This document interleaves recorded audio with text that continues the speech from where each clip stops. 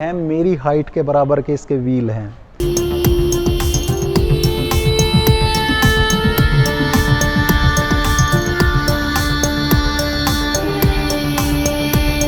तो दोस्तों अभी मैं आप लोगों को दिखाने वाला हूँ विलेज कॉम्प्लेक्स। सामने है विलेज कॉम्प्लेक्स, ठीक है गाइस।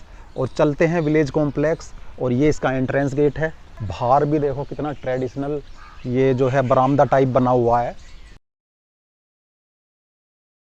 ये गर्मियों के अंदर धूप से बचने के लिए ये दीवारों के ऊपर ये छप्पर टाइप लगे हुए होते थे। यहाँ पे लिखा हुआ है सांझी माता।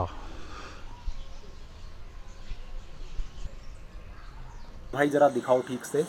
और यहाँ पे जो है ये मोर, छोटे छोटे मोर दिखाए गए हैं। और ये सांझी, झांझी बोलते हैं इनको, सांझी भी बोल देते हैं। ये सारी दीवारों पे लगाई गई है।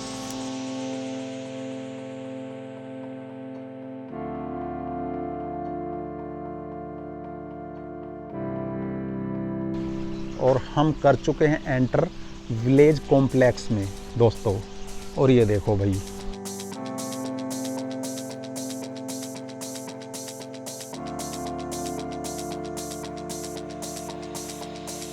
वैसे इसे जम्मू एंड कश्मीर कुटीर कहा जाता है, बट गाँवों में ये सब आज भी है।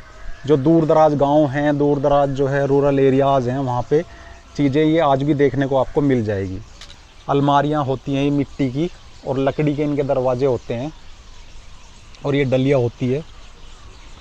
और ये डलिया हुआ करती थी, इनमें जो है चावल वगैरह, धान वगैरह और गेहूं वगैरह इनमें रखा जाता था। और इस पे तरह तरह के डिज़ाइन वगैरह बनाए जाते थे। ये आटा पीसने वाली जो चक्की होती थी वो इस तरह की होती थी। इस पीढ़े पे बैठ करके ये चक्की जो है इस तरह से चलाई जाती थी और गेहूं जो है पीसा जाता था। तो भाई नाइस।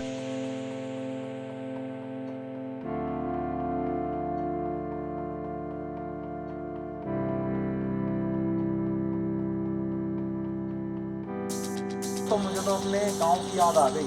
बिल्कुल ऐसे ही लग रहा है जैसे मैं अपने गांव के आंगन में खड़ा हुआ हूँ यहाँ पे। तो भाई गजब, भाई गजब। तो ये बैलगाड़ी है, पुराने ज़माने की बैलगाड़ी है।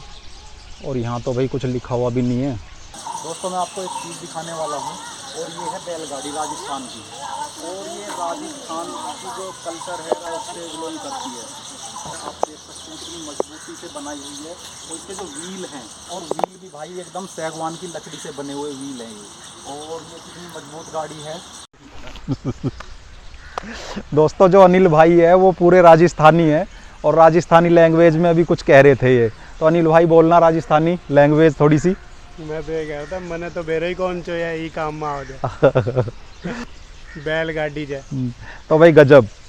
और ये अनिल भाई बैठने के लिए इसमें तैयार हैं बिल्कुल। लेकिन चलाएगा कौन जो है। और गाँवों में आज भी धूप से बचने के लिए राजस्थान के अंदर ये जो है छप्पर लगाया जाता दीवारों के ऊपर।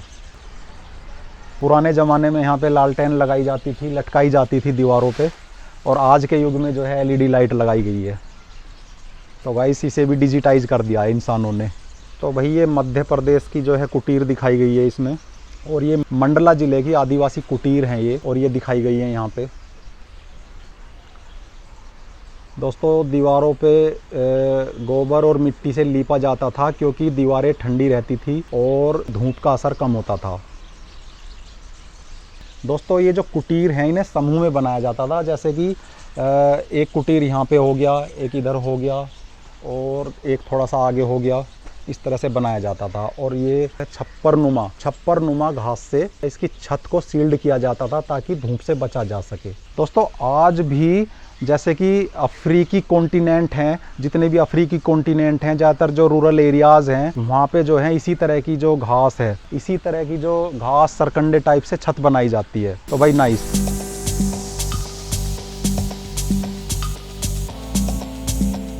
सामने देखो ये लालटेन लटकाई हुई है। और ये यहाँ पे एक कुटीर, हिमाचल प्रदेश की जो कुटीर है ये दिखाई गई है। हिमाचल प्रदेश के कुल्लू क्षेत्र में स्थित मंडी इलाके की इस कुटीर की छत, इस कुटीर की जो छत है स्लेट पत्थरों से बनी हुई है। ये मंडी इलाके की कुटीर है। दोस्तों ये लालटेन है, मुझे तो पुराने ज़माने की याद दिलाता है।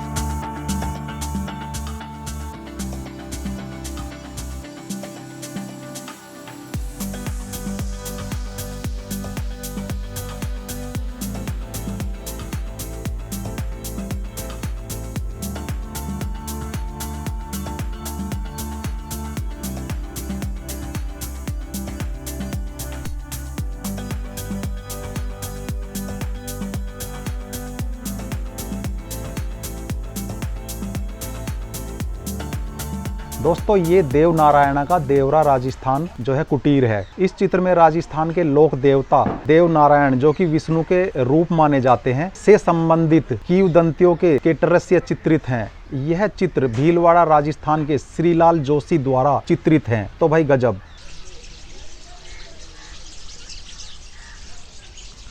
दोस्तों नीचे जो है ये पानी चलता होगा, यहाँ पे पानी से ये व्हील घूमते हैं, ऊपर ये चक्की चलती है, ठीक है, ये चक्की का पार्ट है। और ये हिमाचल प्रदेश का दिखाया गया है कि हिमाचल प्रदेश में किस तरह से पानी बहता है और ये चक्की चलती है, जल फिरकी चलती है और ये जो है चक्की घूमती है और फिर आटा पीसता है। तो गाइस गजब का मैकेनिज्म है ये।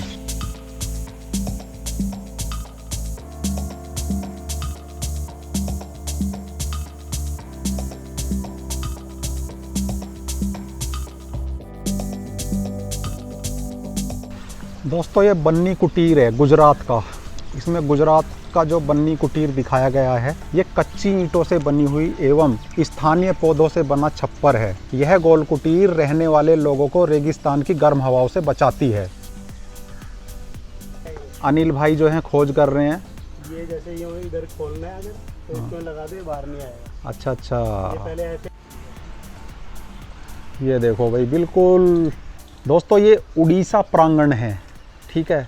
हमारे जो घर के बाहर आंगन होते हैं ठीक वैसे ही ये प्रांगण है जो आप इस वीडियो में देख रहे हैं। और ये देखो भाई,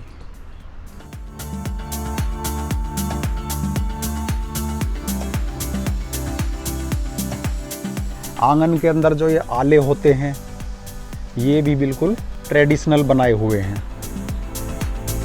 ये देखो भाई,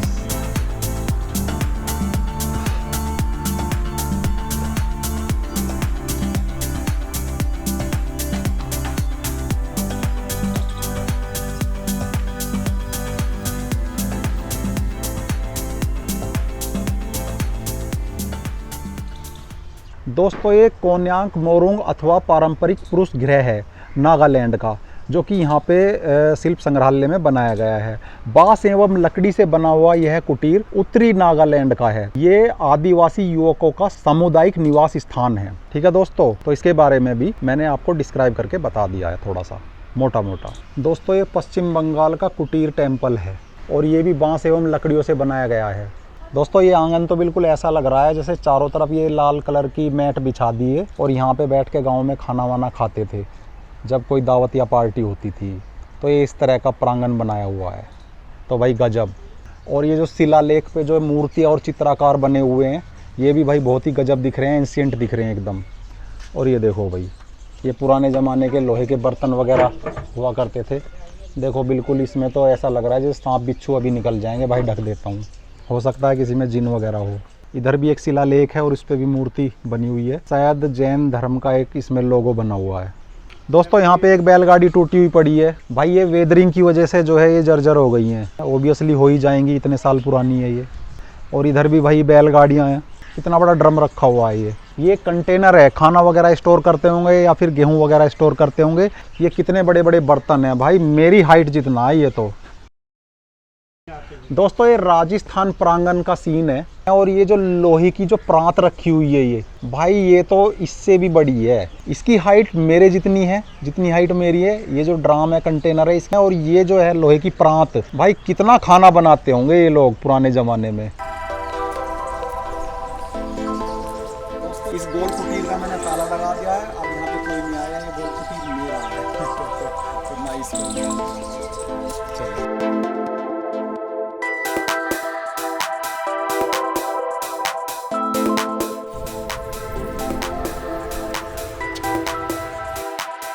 गदबा कुटीर उड़ीसा। गदबा कुटीर का खुला बरामदा बैठक के काम आता है।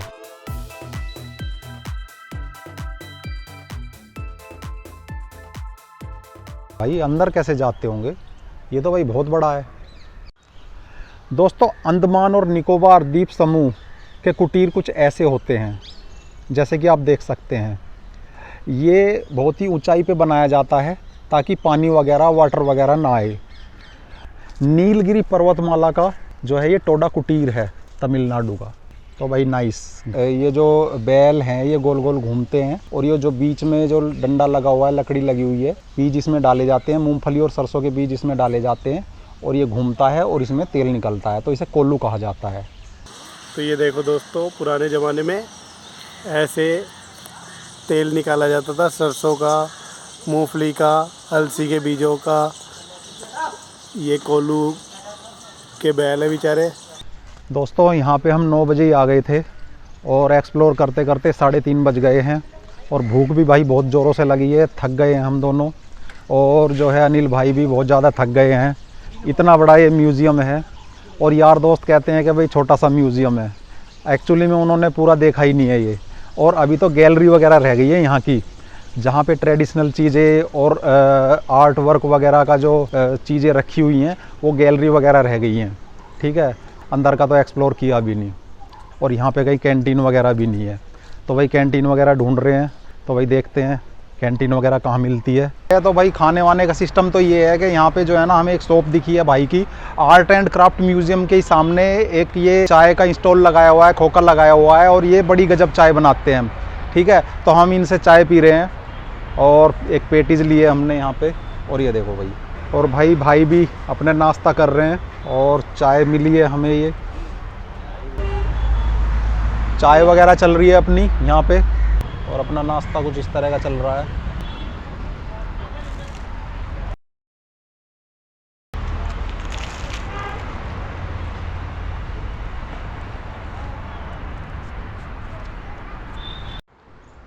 दोस्तों अगर आप भी यहाँ पे आना चाहते हैं तो यहाँ का नज़दीकी मेट्रो स्टेशन है सुप्रीम कोर्ट मेट्रो स्टेशन, तो वहाँ से आप लोकल ऑटो वगैरह पकड़ के यहाँ पे आर्ट एंड क्राफ्ट म्यूजियम में आ सकते हैं। दोस्तों ये है संग्रहालय गैलरी। तो दोस्तों ये है संग्रहालय गैलरी, तो सारी जो हैंडक्राफ्ट चीज़ें हैं और जो म्यूज़ियम है इसके अंदर है, तो आइए यहाँ का एक्सप्लोर करते हैं। लेट्स गो, चलो जी देखते हैं।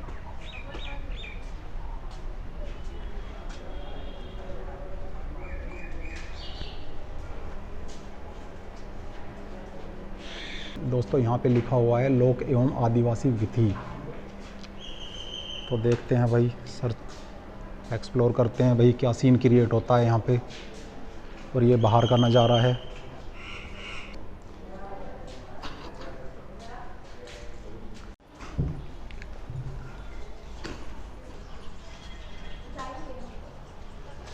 इसके बारे में पढ़ना पड़ेगा भाई, क्या है ये। दोस्तों ये म्यूज़ियम गैलरी के अंदर मैं आया हूँ अभी, और यहाँ पे बहुत ही बड़ा अनुष्ठानिक रथ है, इसको अनुष्ठान रथ कहा जाता है।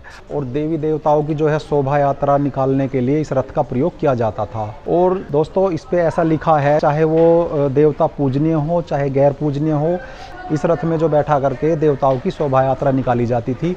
और इस रथ को जो है मोटे मोटे रस्सों से भक्तों के द्वारा जो है खींचा जाता था। और जब ये रथ मोड़ना होता था ना, पहिए हैं, व्हील हैं, उनके अंदर लोहे की रोड फंसा करके उस लोहे की रोड को इस तरह से घुमाया जाता था, तब जा करके रथ मुड़ता था। भाई इसकी 25 फीट के आसपास तो हाइट होगी ही।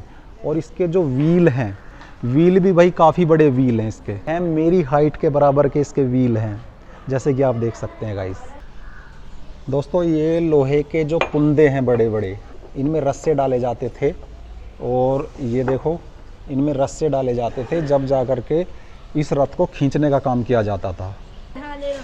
दोस्तों national art and craft museum के अंदर हमें कुछ मित्र मिले हैं, और भाई ये बहुत ही ज़्यादा फैसिनेट हो रहे हैं, बहुत ही ज़्यादा हैप्पी हो रहे हैं इस म्यूज़ियम को, ये भी एक्सप्लोर कर रहे हैं। तो भाई क्या नाम है आपका दोस्तों? मिथुन चक्रवर्ती भाई का नाम है। बेलविन नाम है भाई, बंदे का इसका नाम बहुत यूनिक है, तो भाई नाइस। तो दोस्तों संग्रहालय गैलरी में हम एंटर कर चुके हैं, और गाइस यहाँ का नज़ारा कुछ ऐसा है।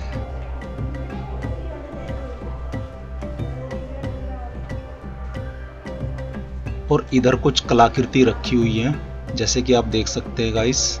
दोस्तों इस म्यूजियम में विभिन्न प्रकार की कलाकृतियाँ आपको देखने को मिल जाएंगी। ये देखो दोस्तों यहाँ आप प्राचीन से लेकर आधुनिक कला तक की विविधता देख सकते हैं। दोस्तों इस म्यूजियम में मूर्तियां और शिल्प कला की विविधता देखने को मिलती है, जैसे कि आप देख सकते हैं। यहाँ प्राचीन भारतीय स्थापत्य कला की मूर्तियां समेत विभिन्न आधुनिक और पारंपरिक कलाओं के अद्वितीय नमूने भी देखने को मिलते हैं और मूर्ति कला के अद्भुत उत्कृष्ट उदाहरण भी देखने को मिलते हैं। इससे आपको भारतीय कला के विविध पहलुओं और शैलियों का अनुभव मिलता है।